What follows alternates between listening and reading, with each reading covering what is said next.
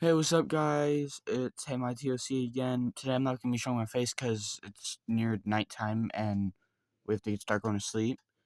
Until Surviveness here, I'm reacting to this too. Yeah, it's also Surviveness. We're reacting to an 11's video. We have never heard of him. If you A, you P, you K, you okay. Yeah, let's get right into it. And we vibing. And pause it. 3, 2, 1.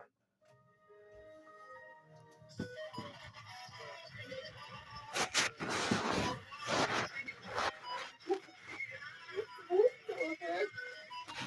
Did you know that the D in Zach D films does not stand for demolition, but instead it stands for traumatization? Okay, Even though bro. Zach D films is famous for posting educational YouTube shorts with high quality animations, every now and then he will drop a short that is pure nightmare fuel. He bit the snake back. He sank his teeth into the snake and bit it twice. And he did this immediately after the snake had bit him. What? Bro, this is not how it works. It's not like tag. Like you playing tag, you can get like tag backs. If you tag the snake back after getting tagged by the snake, it's not gonna transfer the venom back into the snake. Like, what do you think we are? We're humans. We don't have any venom in our bite. This guy really thinks biting the snake back will reverse it. Like, he genuinely believes this? Or maybe this was like a metaphor. Maybe he was doing the frickety with a dude and he bit his snake. You see, locals believe that biting snakes actually returns the venom, pulling it out of your bloodstream and giving it back to the creature. I think you're forgetting something, though. Like, what our saliva goes into the bite, not our blood. Like, where is our venom sockets? There is nowhere for our venom to transfer into the snake's bloodstream except for saliva. And I don't think the venom would make it into the saliva. I don't think. But this was an actual thing. So locals genuinely believe that biting a snake back would return the venom. How does that logically make any sense at all? Yeah. And this snake did die on the spot. What? The man was rushed to the hospital, given antivenom, and released the next day. So whether it was the medicine or the myth, this time both may have worked. But how the frick did that snake die? How did you bite that snake? Jesus Christ, that's animal cruelty. You could have just let the snake go, because that, bro, that's part of the snake's natural sort of thing. Like they're gonna bite someone if they feel threatened. That snake could have just gone off into the wild, lived a happy life, started a family, and just lived forever, for the next 10 years. But instead, you ended this snake's life early purely because you were mad it bit you. That's just a skill death, bro. You just need to get good. Just don't disturb snakes or just get faster. Just run away. This guy must have taken a massive chunk out of this snake. This snake probably bit him so hard that this guy was genuinely pissed off. He probably ate that snake. He probably took a massive chunk of the snake off its body. Or maybe the guy bit the snake so hard that it snapped in half. It just cut it in half. But how could the human bite the snake again without getting bitten in the face? Wouldn't the snake bite him right here? Because if I was a snake, I think I would slither out of this situation and potentially insert myself up this guy's guyat, and then afterwards I'd just bite his face off. Achievement unlocked. Return to sender. Bro, this is not how it works. What not to do if you cut off your finger? If you cut off your finger, some people think they should put it in their mouth. What? Since when has anybody thought of this? It's not a cigarette. Bro, is this guy some man baby? Why do you need a pacifier in your mouth? Can you not go 20 minutes without putting a pacifier in your mouth to suck on? I'm pretty sure if you do this, you're gonna introduce so many random bacteria from your saliva into the finger, and then it's just gonna completely destroy the finger. This is not how you do it. I'm pretty sure the strat is to put it into ice or something, like a bag of ice. Some people think they should put it in their mouth to keep it wet, but your mouth is filled with bacteria that cause infection. Others think they should put it directly onto ice to preserve it, but the freezing temperatures destroy delicate tissues. Okay, my bad. Reattachment impossible. And if you try taping it back on yourself, there's no blood flow, so the Imagine cool and rush to a hospital. Isn't that exactly what I said, though? So you do have to keep it on ice, but not directly on ice. So you have to keep it cold-ish. Okay, so I guess now I know. Now I know, but when would I? Okay, to be fair, some people will sort of find themselves in this situation in the future, but I guarantee nobody's going to slice their finger off when cutting vegetables. How can a knife be this sharp? I think this is for people who accidentally cut their finger off with the saw and everything.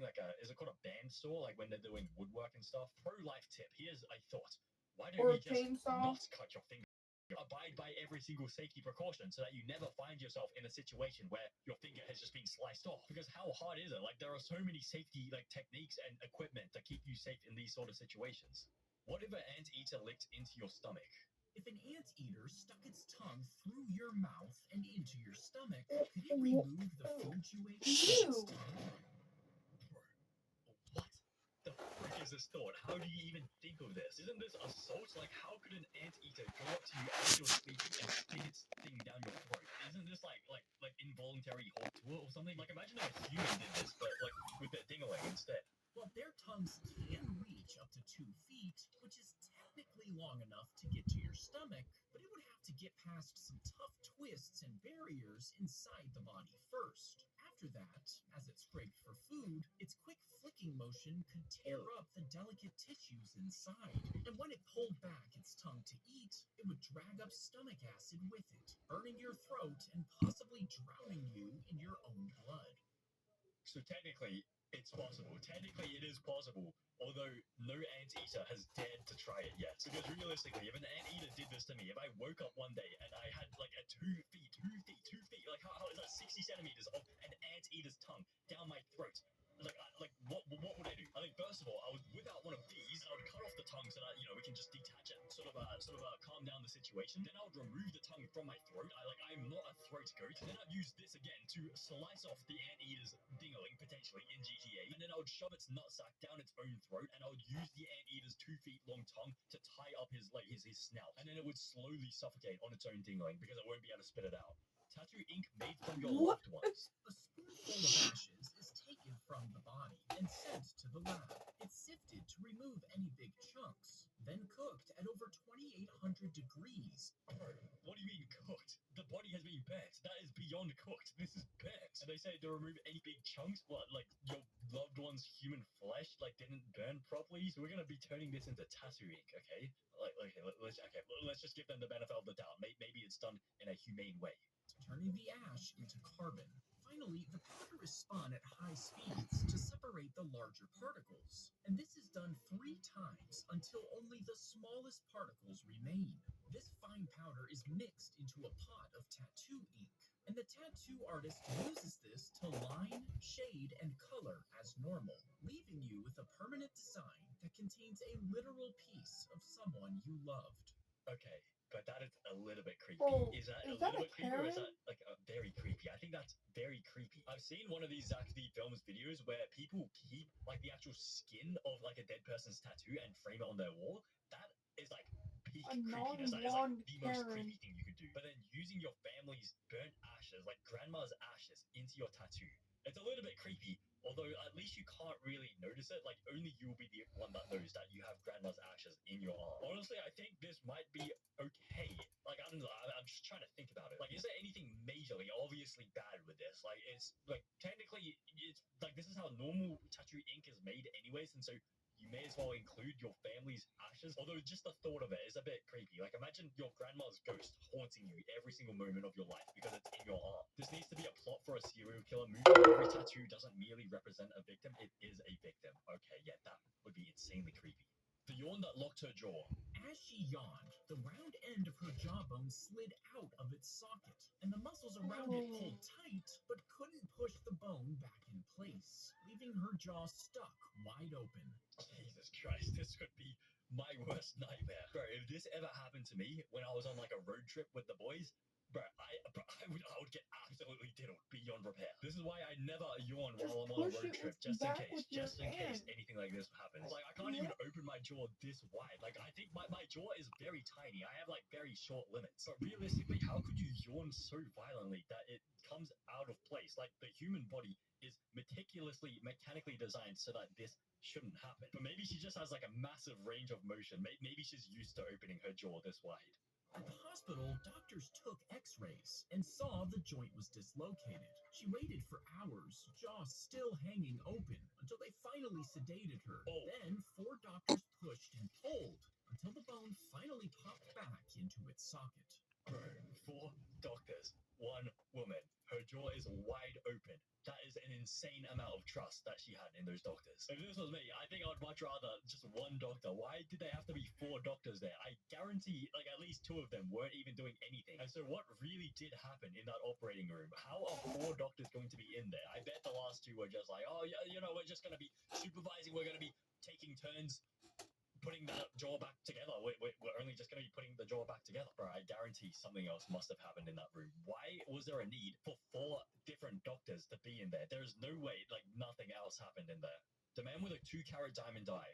The tool suctions onto the fake eye before completely plucking it out. Then it's wiped clean and polished and pressed back into the socket. What? Wait, this is jewelry. This is jewelry. This is a fake eye, but it's jewelry. So I assume this guy is blind, and so instead of having a glass eyeball, he wants a diamond eyeball. I mean, honestly, if you were rich and you were blind, like you needed a fake eye, maybe you do this. Honestly, I don't blame anyone for probably doing this. do Although that. it's definitely a little bit like unsettling, a bit creepy. You see, years earlier, an infection had destroyed his eye, and doctors couldn't save it. So he worked with an expert to set a real 2-carat diamond in the middle of his new prosthetic eye. And now it catches the light with every blink. I mean, honestly, okay, it looks pretty cool. It's a cool idea, although it seems a little bit dangerous. Like, what if you get robbed and someone sticks their finger down your eye to just remove your eye? Because can't you just wear your diamond like on a watch or like a ring or something? This would just make you a massive target. Like, imagine going to some like dodgy area and like the light is like reflecting off your eye everywhere, and so everyone knows that you have a diamond in your eye. I think there's like a 99% chance of this guy getting shot by a tranquilizer gun that like He set the camera to like sedates him, like puts him to sleep, and then he'll wake up like 3 hours later and his eyes just completely missing. Eyes on the prize on the eyes. Okay, this is actually pretty good fun. His organs were almost removed. They wheeled him in to harvest his organs, but he started to move. You see, they said he was brain dead after an overdose and prepped him for organ donation. But he started moaning, and tears rolled down his cheeks. Now, some doctors refused to go through with it, but the organ team allegedly still wanted to continue. Bro, are you serious? Is this even legal? I think this was a legal organ like donation. I think like they had all the paperwork and everything signed on this, and so technically they could go with this. At first I thought this was like in some random third world country you got cancer and they were gonna like take his kidneys, but this is like an actual proper thing. Like they had permission from everyone to not harvest the organs. It's called organ donation. So like you donate it to someone in need. Because if you're brain dead, I think that means like you're kind of dead, and so like you may as well harvest the organs. Is that the theory behind it? Although some people think I am brain dead as well, but I still have my organs. My organs are not available for donation right now. In the end, the surgery was called off, and the man thankfully survived. What? Wait, he survived as in, like, wait, he recovered from brain deadness? How is that even possible? Surely there's more information in the comments. Unfortunately, there have been many of these cases. In this case, it was a female doctor who refused to operate on the patient. She was the one who called out the organ transplant team, so thank God for her. Because of these stories, my license no longer says I'm an organ donor. I told my sister that in an event that this is an option, I would like my family to decide once they know I'm dead for sure. Damn, so it's only because the doctor was female that like, they called it out. So it's purely female doctors that they caused us against organ donation. Yeah, this is actually a thing. A theory states that if you are an organ donor in critical conditions, doctors will purposefully let you die to harvest your organs. Money is the root of all evil. No, but remember, if the doctor was female, then they're gonna stop the operation. They're gonna say no to organ donation. But in all seriousness, I'm pretty sure organ donation is a good thing for the world because sometimes people do need organs, and like there's like otherwise they will die. But low-key, after seeing this, I'm really not sure what I should do with my organs when I'm dead. The gun that shoots frozen tears. As she cries, her tears fall down into the tube and are dropped into the gun. When she What? turns the valve, a CO2 canister releases gas, freezing the tears into tiny balls of ice. Is this real? When the trigger is pulled, a spring would shoot the tear bullets like an actual gun. Bro, did this woman just get like violently, brutally divorced recently? So this is her way of attempting to assassinate the husband. So the husband may have divorced her, or maybe the husband used to beat her. And so these are all the tears from like the divorce settlement and everything. And then the gun is meant to be fired at the husband. Is this even real? This doesn't even seem real, but like technically it makes logical sense how this would work. You see, a while back, she had a stressful meeting with her mentor, and she burst out crying. And she was so upset that she wished she could shoot him with her tears. So she designed this tear gun, and when it was finished, the mentor agreed to let her shoot him. What?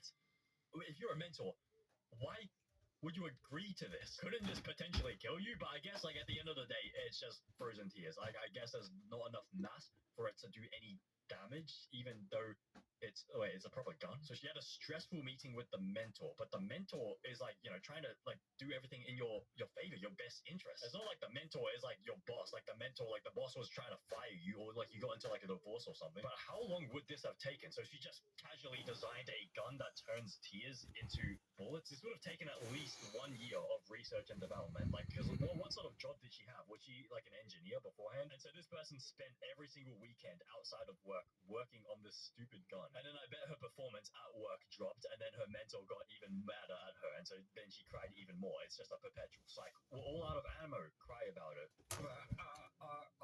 Get it because the ammo is tears. He got stuck inside a dinosaur.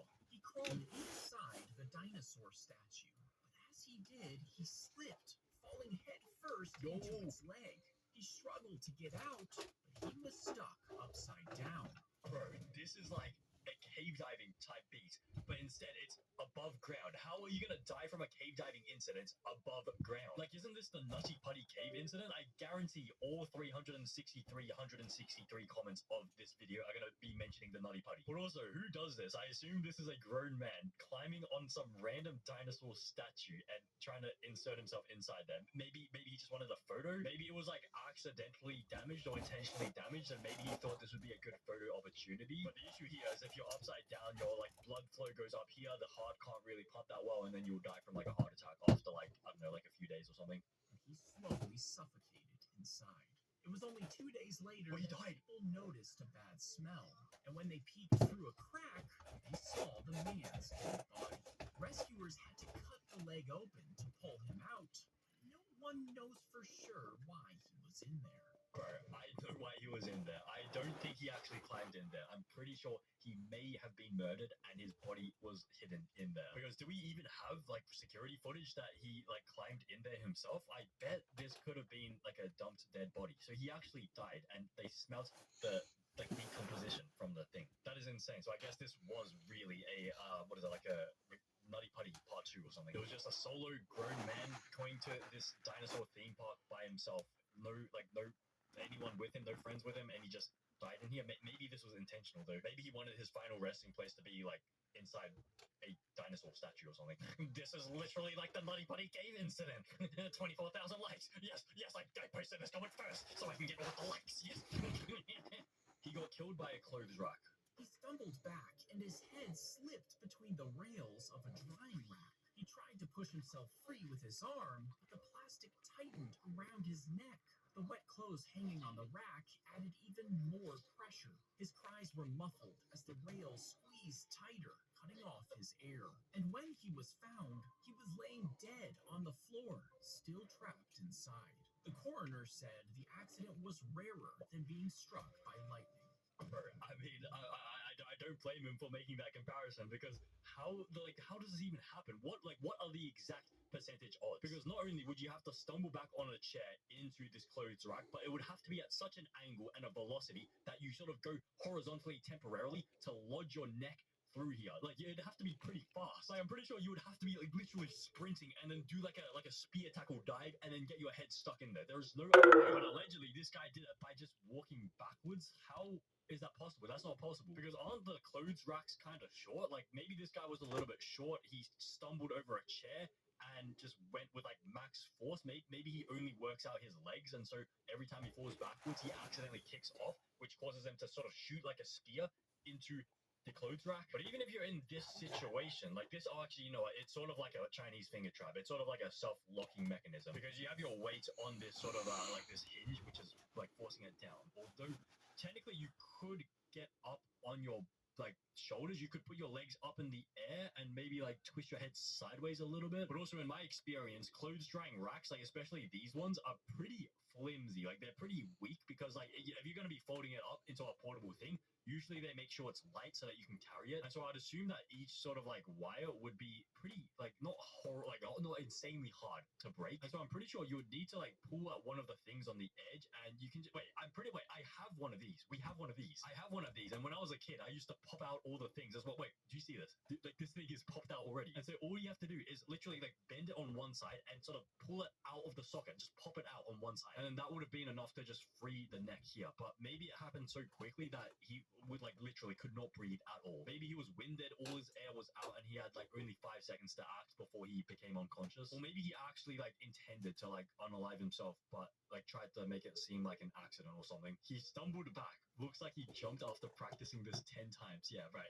I'm not gonna lie. It did look like he practiced that more than a couple of times. Like, how does this guy have more precision than like some sort of like acrobat or something? Like, do you guys remember that movie? I think it's a Disney movie about like the circus animals. Yeah, it's this one, Madagascar 3. Do you remember this thing where the guy tries to go through the ring? Like, he has to practice every single day to go through the flaming ring. It's sort of like this. Like, I find it very hard to believe that this is actually what happened. I think Zack Films may have like simplified this down just to make it easier to understand. Can hot coffee crack frozen teeth? If you sink your teeth into a block of ice and get them really cold, and then you take a sip of hot coffee, could your teeth crack from the heat? Well, your teeth are made of hard outer enamel, built to handle changes in temperature. For it to crack, the cold teeth would have to rapidly be heated up to 700 degrees Fahrenheit. And coffee just isn't that hot. But if your teeth already have chips or hidden cracks, that heat could actually split them wide open. Bro, but what is the point of this? Like, is anybody going to be biting into a block of ice? Like, I don't think anyone thought of doing this science experiment. Like, is this even a science experiment? And why do you have to test it on your teeth? Can't you just test it on like Actually, no, don't test it on glass. If you test it on glass, it will literally shatter. I accidentally did that when I was younger. But still, so the point of this video is to show you that you can put your teeth into ice and drink coffee and nothing will happen. But like, this is just not going to do anything. Like, it's just going to cause you pain. Like, imagine how painful it would be to have your teeth frozen. Wouldn't that kill the nerve as well? Like, kind of? Like, yeah, the teeth won't shatter, but the nerve inside the teeth will potentially die. So, massive disclaimer, do not do this at home. Like, do not do this. This is extremely dangerous. I could feel the pain from my screen. Bro, I could feel the pain in my dick.